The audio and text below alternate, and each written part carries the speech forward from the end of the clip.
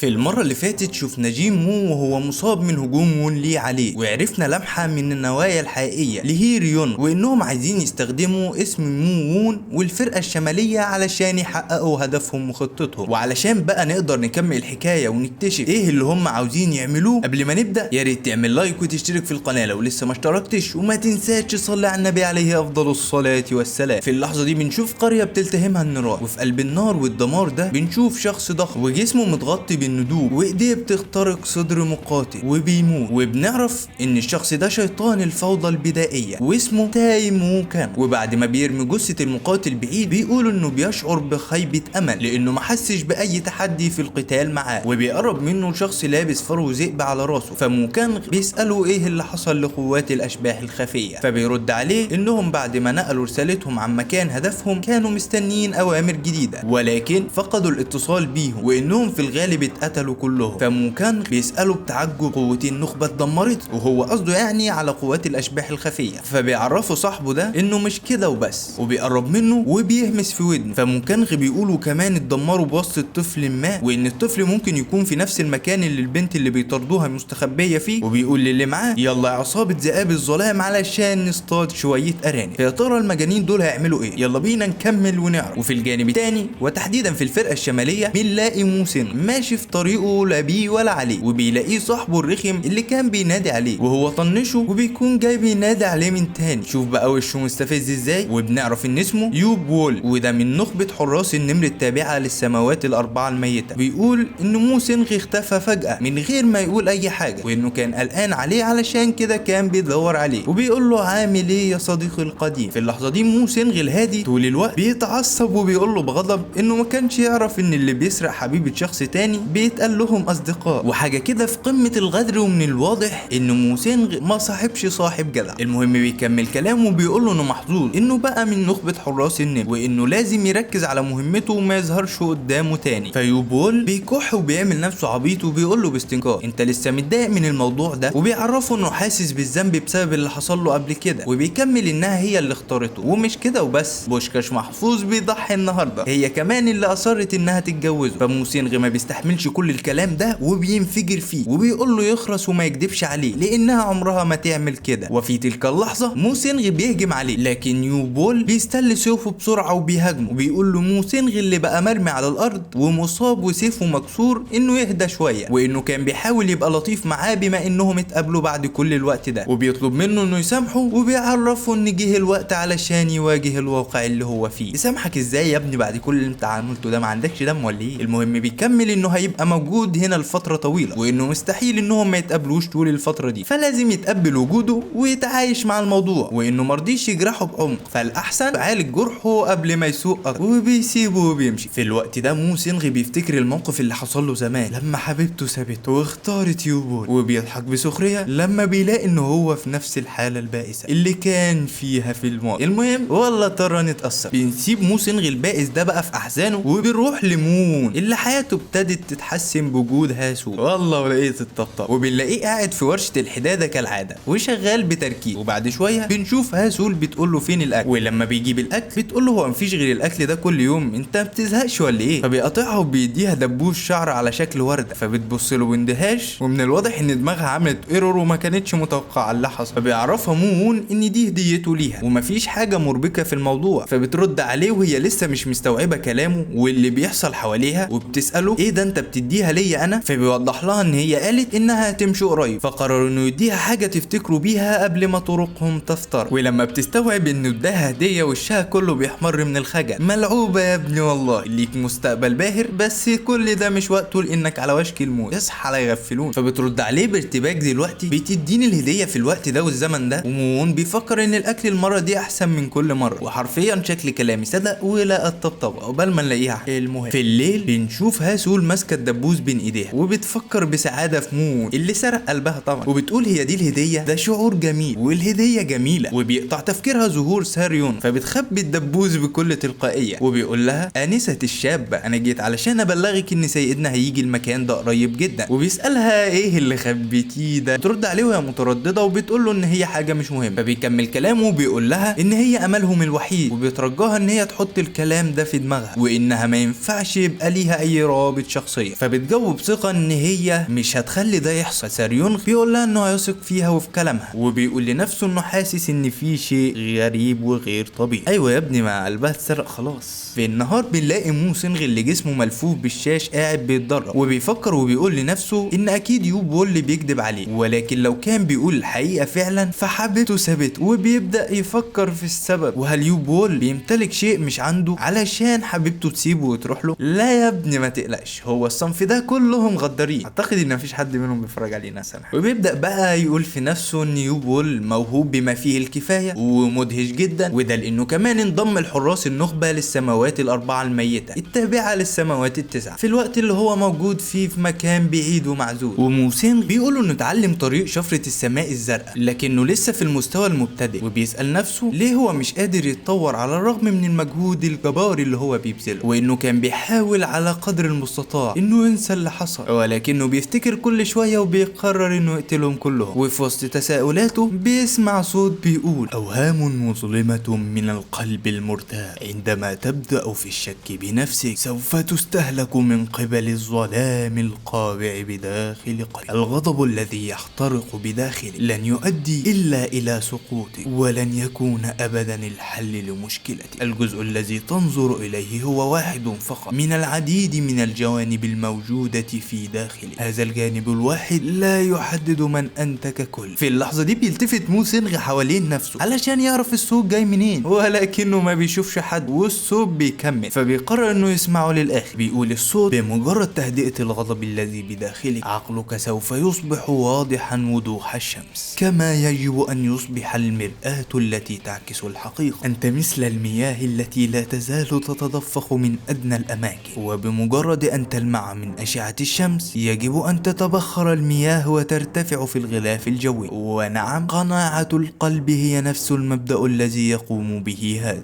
عندها داخل الغلاف الجوي أرياح متصاعدة ستحرك الغيوم، هذا هو نفس الاضطراب الذي بداخل قلبك. اسمح لخطوط الطول الخاصة بك أن تصبح البحر، وخاتم سرتك يجب أن يصبح المرساة خاصتك، وحاذي قشرة دماغك مع السماء. في تلك اللحظة ستحكم السماء. وبعد ما مو سينغ بيتبع التعليمات اللي الصوت قالها، واللي لو حد فهمها يا ريت يفهمني، بيحس بكي كبيرة في جسمه، وأول ما بيستخدم سيفه بيتفاجئ من كمية الكي اللي هو أطلقها، وبيدرك إن زي ما يكون الصوت ده فتح له طريق الصحيح. وبنشوف مو وون قاعد فوق مبنى ال10,000 روح، وهو بيقرأ تعليمات فن تجمع ال10,000 ظل، وبيقرر إنه كفاية كده النهاردة، وبينزل علشان يرجع لبيته. وفجأة وهو ماشي بيحس كي هيلة جاية من عند بوابة الفرقة الشمالية، وبيشوف دام سو تشيون اللي متغطي بالجروح وصل للفرقة الشمالية، فبيقول إن كمية الكي الكبيرة دي دليل على إنه خبير في الفنون القتالية. وقتها دام سو تشيون بيعدي البوابة وبيقول بإعجاب: هي دي الفرقة الشمالية. وبياخد باله من مو وون وبيبص له باستغراب، وبيسمع صوت بينادي وبيقول: يا أخي. وبنلاقي وون لي واخته الصغيرة وهيريون جايين يستقبلوا سو تشيون، فوون لي بيقول له: أخيرا وصلت، أكيد رحلتك كانت طويلة ومتعبة. فبيرد سو تشيون عليه ويقول له: الظاهر إن الأخ الأكبر والأخت الصغرى وصلوا قبلي. في اللحظة دي هيريون بتلاحظ إن مو وون موجود، فبتحييه وهو بيرد لها التحية. والحارسة سوسو بتسأل سو تشيون إيه اللي حصل لهدومه، وون لي بيسأله: إيه اللي حصل لك وأنت جاي في الطريق؟ وهيريون بتسأله بقلق وتقول له: إيه اللي حصل؟ خصمك الأخير في تحدي ال100 رجل كان سيد النصر الخاطئ واللي اسمه بايك سونغ وون، هل كان قوي للدرجة دي؟ فبيرد عليها إنه كان خصم قوي ولكن مش لدرجة إنه يجرحه. فون لي بيقول له: تعالى ندخل نعالج جروحك دلوقتي وابقى اتكلموا بعدين براحتك. وبيقول إنه حاسس بالفضول علشان يعرف مين اللي عمل كده في النجم الصاعد للسماء الشرقية. في اللحظة دي بيتفاجئ مو وون لما بيعرف إن ده هو دام سو تشيون الابن الثالث لدام جيوك شي من السماوات التسعة. وبيكمل سو تشيون كلامه وبيقول لهم إن اللي حصروه كان شكلهم مريب جدا، بس مفيش داعي للقلق لأنه الشخص اللي هز عالم الفنون القتالية. وبيسألهم مين الشخص اللي كان موجود من شوية، فبيعرفوه إنه وريث الفرقة الشمالية جيم مو، وإنه مثير للشفقة وما يشغلش باله بيه، ولكن من الواضح إنه بيكون مهتم بموون. وبيروح بقى الموون اللي بيفكر في مقابلته مع سو تشيون، وإنه ما توقعش إنه يقابله هنا، وإيه علاقتهم بيه، وقد إيه الهالة بتاعته كانت مخيفة ومرعبة، وإن الكي بتاعه في مستوى عالي. وبيقطع تفكيره لما بيقرب منه الجنراليو اللي بيعرف نفسه وبيقول له إنه جاي يبلغه رسالة من السيد الشاف. فموون بيسأله بتعجب رسالة، فبيقول له إنه هو مدعو للعشاء العشاء في قصر هو تشيو. موون بيقول له الضيوف هم اللي بقوا يدعوا صاحب المكان، من الواضح انها تبقى حفله مسليه جدا، وبيعرفوا انه هيقبل الدعوه بكل سرور. فايوك بيقول له يجي بكره القصر هو تشيون وقت العشاء، وانه يقدر يجيب قريبته معاه لو حابب. وبنشوف سو تشيون في قلب القصر بيفكر انه ما قدرش يستشعر اي تشي او فنون قتاليه من موون، لكن بالتاكيد هو حس بشيء مختلف منه سواء جسديا او روحيا. فموون ورث قوه واراده الفرقه الشماليه. وفي النهار بيتفاجئ موون لما بيلاقي سو تشيون قاعد مستنيه قدام بيته، واول ما بيشوفه بيقوم وبيحييه وبيعرف نفسه. فموون بيرد التحيه وبيعرف نفسه هو كمان، وبيقول لنفسه هو بيعمل ايه هنا. فسو تشيون بيقول له انه جاي علشان يشكره انه سمح له يقعد في بيته من غير اي اذن مسبق، وانه كان بيتمنى يزور الفرقه الشماليه، وموون حقق له الامنيه دي. فبيرد عليه ان مفيش حاجه يشوفها لان كل شيء دمر. سو تشيون بيقول له انه مش مهم الشكل الخارجي، المهم انه هو قدر يشوف الشخص اللي ورث اراده الفرقه الشماليه السماويه بنفسه. وفي الليل بنشوف موون وهاسول رايحين لقصر هو تشيو، وحواليهم اشخاص كتير واقفين، وموون بيقول لهاسول انه هيكون تمام لوحده ومفيش داعي انها تروح معاه. فبترد عليها انها مش مرتاحه للموضوع ده، وزي ما احنا عارفين اكيد هي رايحه علشان تاكل حاجه غير اللحمه اللي موون بيعملها كل يوم واتخنقت منها دي. بترمي النعمه يا جحده حد لاقي. المهم ده غير انها شم ريحه اكل لذيذ، واكيد هي مش هتسيبه ياكل ده لوحده. وبتقول لنفسها انها اخيرا هتقدر تستمتع باكل عدله بعد ما تعبت من نفس الوجبه كل يوم. وبيدخل موون وهاسول للقصر، والخدم بيوجهوهم لمكان الوليمه، وبيلاقوا سو تشيون واللي معاه قاعدين مستنينه. واول ما بيدخلوا بيقوم يحييهم وبيشكرهم انهم قبلوا دعوته. ولما بيشوف هاسول بيقول في سره هي دي قريبه السيد جين، هل دي الحقيقه اصلا؟ وبيقول ان الكي بتاعها مش عادي، وانها اكيد مش مجرد شخص عادي. وبعد التحيه والسلام والتعظيم والكلام بيقعدوا كلهم علشان ياكلوا. فون لي بيقول لهم بما ان كلهم موجودين يبقوا خشوا في الموضوع اللي هم عاملين كل ده علشانه. فسو تشيون بيعتذر لمون انهم استخدموا القصر ودعوه من غير اذنه منه، وان عندهم تفسير مناسب لكل ده. وبيكمل هيريون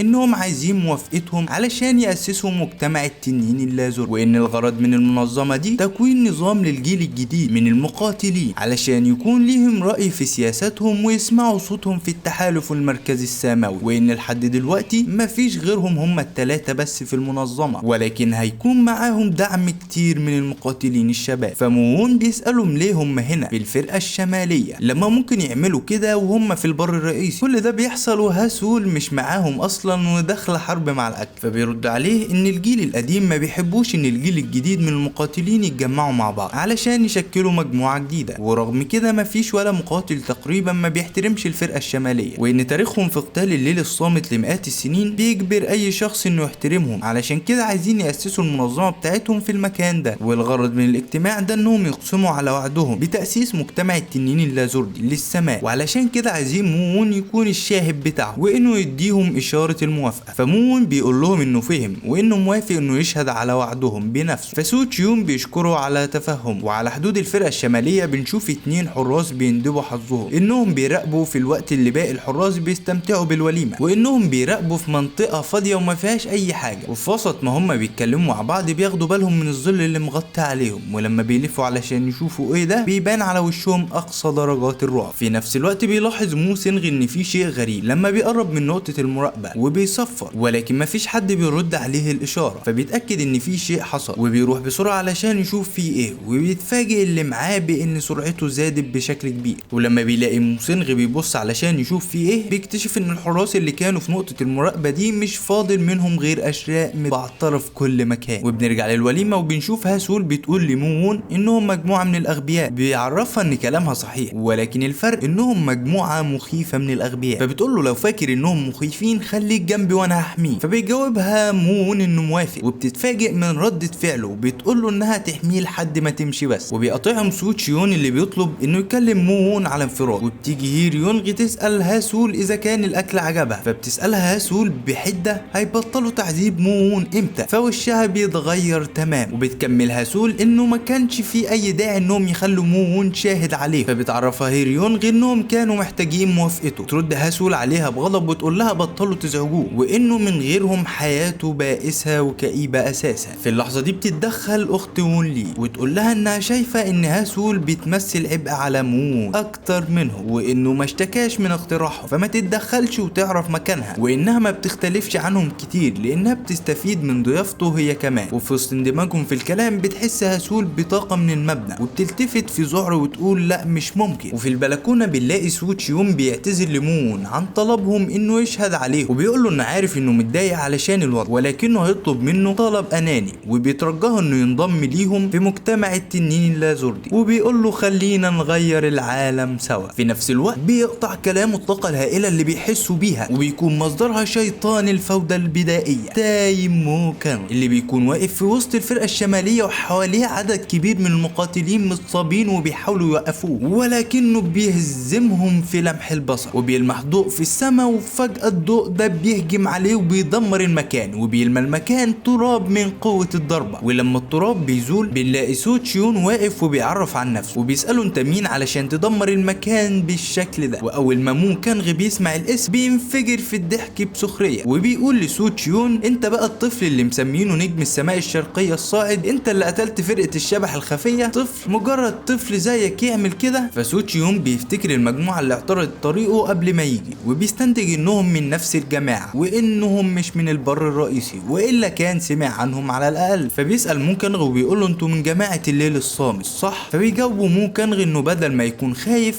فهو شايف في عينه الحماس وبيستعدوا للقتال. في اللحظة دي بيوصل يوبيو المتغطي بالجروح لقصر هو تشيون وبيتفاجئ كل اللي في المكان من منظره وبيسألوه ايه اللي حصل وما عدا هاسول اللي بتكون متجمدة في مكانها وبترتجف من الرعب وبتقول انها ما كانتش تتخيل ان الوحش ده هيفضل يطاردها لحد هنا. وفي وسط خوفها بتحس بايد مون على كتفها وبيسألها انت بخير؟ فبتقول ان الوحش اللي بره ده مش شخص يمكن لاي حد من الموجودين ان يحلم بالفوز عليه وبتطلب منه انه يغادر المكان باسرع وقت ممكن. فبيقول لها ان وقت الهروب فات وبنشوف ان افراد عصابة ذئاب الظلام محاصرين القصر من كل مكان وبيبدأ قتالهم مع الحرس واللي بيسأل مين دول وليه حراس النمر ما قدوش عليهم. في الوقت ده بتكون هير يونغ استنتجت ان دول من الليل الصامت وبتسأل نفسها ايه سبب عودة الليل الصامت دلوقتي بعد ما فضلوا ساكتين طول السنين دي كلها. في اللحظة دي هاسول بتخلع الدبوس من شعرها وبتقول لمون يفضل وراها علشان تقدر تحميه. على الجانب التاني بيكون سو تشيون بيستعد للمعركة وبيقول لمون كانغ انه هينهي القتال ده في اسرع وقت وبيهجم بسرعة كبيرة جدا على مون كانغ اللي بيغطي عينه من شدة الضوء اللي طالع من سو تشيون وبينهال عليه بالضربات من كل اتجاه وبيستخدم فن قتالي ورا التاني وكلهم بيصيبوا مون كانغ اللي ما بيقاومش على الاطلاق. فسو تشيون بيقرر ينهي القتال وبيستخدم مهارة وابل الضوء المتتالي وبنشوف مون كانغ مرمي على الارض وعظامه كلها متكسرة وجسمه متغطي بالدماء وسو تشيون واقف بياخد نفسه بعد الهجوم الاخير اللي استنفذ جزء كبير من طاقته وبيلف وشه علشان يمشي لكنه بيقف لما بيسمع صوت طقطقه وبيلتفت في ارتباك علشان يلاقي مون كانغ واقف على رجله وبيرجع عظامه المكسوره مكانها ولا كأن حاجه حصلت وبيقول له ان ضرباته مش وحشه. على الرغم من كده مش هيقدر يهزمه. في اللحظه دي بيجمع الطاقه في كفه ايده وبيضربها ناحيه سو تشيون اللي بينط علشان يتفاداها ولكن مون كانغ بيكون مستنيه وبيهاجمه من الجو وبيوقعه على الارض وبينقض عليه بكل قوه بمهاره دوران الفوضى لانقضاض الشيطان. وبنشوف سو تشيون مرمي على الارض ومتغطي بالدم ومون كانغ بيقول له بسخريه وهو حاطط رجله على صدره اتهزمت من ده بس يا نجم السماء الشرقيه الصاعد؟ انت افتكرت انك فوق الكل علشان غلبت كام مقاتل من الضعفاء مدمنين السلام؟ وبيكمل بما انه شاف فيه بعض الامكانيات فهيسيبه يعيش وقتها بس هيستمتع وهو بيقتله وبيلف علشان يمشي ولكن سو تشيون بيمسك رجله فبينهال عليه بالركلات والشتايم. وفي وسط محادثتهم اللطيفه دي واندماجه في ضرب سو تشيون بيسمع صوت بيقول بس كفايه فبيلف علشان يشوف مين الغبي اللي بيكلمه وبيلاقي اخته وون لي الصغيره بتقول له انت مش عارف احنا مين ولا ايه؟ في اللحظه دي وون لي اللي منشغل بالقتال عند القصر بيبص علشان يطمن على سو تشيون فبيلاقي اخته الصغيره في قصاد شيطان الفوضى وبتكمل اخته وبتقول ان ابوها واحد من السماوات التسعه للتحالف المركزي وانه قائد السماوات الاربعه الميته وانه لو ما وقفش دلوقتي هيجي ويقتله. فبيعمل لها شيفت ديليت بكل لا مبالاه حرفيا ووسط صدمه اخوها وهير يونغ اللي شافه اللي حصل لها احسن ما حبتهاش البت دي شكلها ما كانش عاجبني من ساعه ما ظهر. المهم لما اخوها بيشوف اللي حصل لها الغضب بيسيطر عليه وبيهجم على مون كانغ علشان ينتقم لها وعلى الرغم من محاوله جنرال يوك انه يوقفه هو يا دوب نادى عليه بس هنعتبرها محاوله وخلاص. بيهجم على مون كانغ بمهاره الايدي الشيطانيه للملك القرمز ولكنه بيصدها بكل سهوله بضربه من ايده. في الوقت ده بتكون هاسول ماسكه مون من قفاه وعماله تسحبه معاها وهي بتقتل ذئاب الظلام واحد ورا التاني وبتقول انا مش قلت لك ما تتحركش من جنبي؟ ومن الواضح ان هي كده اخيرا هتعمل بلقمتها. وبيكون مون باصص على هير يونغ يونغي اللي بتكون مصدومة من اللي بيحصل ومش عارفة تعمل ايه، وبتحاول تجمع افكارها المتضاربة علشان تعرفوا الشيطان ده جه منين وبيهاجمهم ليه وايه هدفه من كل ده، وهل مون هو اللي امره بكده، وان كل اللي بيحصل ده مش ضمن خطتها. وفي الاخر بتقرر انها تهرب وبتقول للحارسة بتاعتها تاخد سو تشيون ومون لي معاهم وتسيب الباقي، وبتبص لمون ولكنها بتتجاهله وبتسيبه وبتهرب. بس مرة واحدة بتلاقي مون كان واقف في طريقها وتفكر ان اعتمادا على الطريقة اللي كانوا هيستخدموه بيها مون قيمته كانت هتكون كبيرة بالنسبة لخطتهم، وان ده شيء مؤسف علشان هي مضطرة ترميه علشان تنقذ نفسها وتقدر ترجع للبر الرئيسي وتعمل خطة جديدة، وان اولويتها دلوقتي ان محدش يعرف بخسارة دام سو تشيو، وبتستخدم قدرتها واللي هي الوهم السماوي علشان تخلي مون كانغ محبوس في وهم، وهي ماشية بتقول ان الوحش هيخرج من الوهم اللي حبسته فيه ولازم يمشوا من المكان قبل ما ده يحصل. في نفس الوقت مون اللي بيراقب اللي بيحصل بيستغرب ازاي ان هي قادرة تنشر طاقتها الروحية من غير ما تستخدم اي ادوات، وبيتأكد ان دي قدرة عيلة تسيومو. ولما بيبص على جثث المقاتلين بيقول انهم كانوا عارفين ان اسيادهم اتخلوا عنهم، ورغم كده دفعوا حياتهم علشان يوفروا لهم شوية وقت، وايه فايدة انهم يموتوا طالما هم مش معترفين بيهم، وهو شايف انهم ماتوا زي الكلاب من غير اي هدف. في نفس الوقت اللي هاسول بتقتل اخر واحد من ذئاب الظلام بيكون ممكن اتحرر من الوهم ولكنه ما بيشوفش حد موجود، فبيقول تعالوا تاني لما تبقوا اقوى علشان استمتع بقتالي معاكم، وبيكمل ويقول ان كده هدفه كان هاسول من الاول. ولما بيشوفها بيقول لها انهم بيتقابلوا لتاني مره، وبتقول لمون انه شيطان الفوضى الوحش الغير قابل للقتل وانه لازم يهرب ناو، يعني فاهم في السريع السخان. ومكانغ بيعرفها بما ان هي امل سيدتها الوحيد فهو لازم يقتلها تماما علشان يشوف اذا كان ده كافي علشان يهز قلب الساحره دي، ولازم يشوف ذهولها بعينيه. وبيقول لها تلوم الساحره اللي خلتها تبقى في الموقف ده، وبيهاجمها بكميه طاقه كبيره بتدمر المبنى، وبيفتح مون عينه بعد ما المبنى اتدمر، وبيتفاجئ لما بيلاقي واحده بشعر ابيض قدامه، وبيستنتج ان دي ساحره الليل الابيض واحده من اسياد الشياطين الاربعه من جماعه الليل الصامت، واللي ترتيبهم بيجي تحت حاكم الليل على طول، وهم اعصار الظلام وسيد الرمح الاسود وهاج الدمار وساحره الليل الابيض. والاربعه دول بقى بيتصرفوا كنواب لحاكم الليل، والدمار اللي سببوه كان كبير لدرجه انه مجرد ذكر اسمائهم كان محظور، وقوتهم مساويه او اعلى من السماوات التسعه. وبيقول مون انه كان عارف انها مش عاديه ولكن عمره كان ما يتخيل ان هاسول تكون وريثه ساحره الليل الابيض. وبيقول مو كوانغ انه مندهش ان هاسول ما هربتش المره دي رغم انها عارفه انها مش هتقدر تغلبه، لكنها بتتجاهله وبتقول انها مش هتقدر توقفه لفتره طويله، وبتلف علشان تقول لمون يهرب، ولما بتكتشف انه هرب اصلا بيكون سعيد. في اللحظه دي مون كانغ بيهاجمها وبيمسكها وبيقول لها انها اتخلت عن حياتها علشان مون واللي هرب وسابها من غير ما يتردد لثانيه واحده، وقد ايه هي غبيه، وبيفضل يضحك عليها ويقول لها ان دي نهايتها. وبتفتكر مون وبتقول ان هو الشخص الوحيد اللي اظهر لها الموده طول حياتها، وبتشكره وبتودعه وبتقرر تستسلم لمصيرها المحتوم. وبتتفاجئ هي ومون كانغ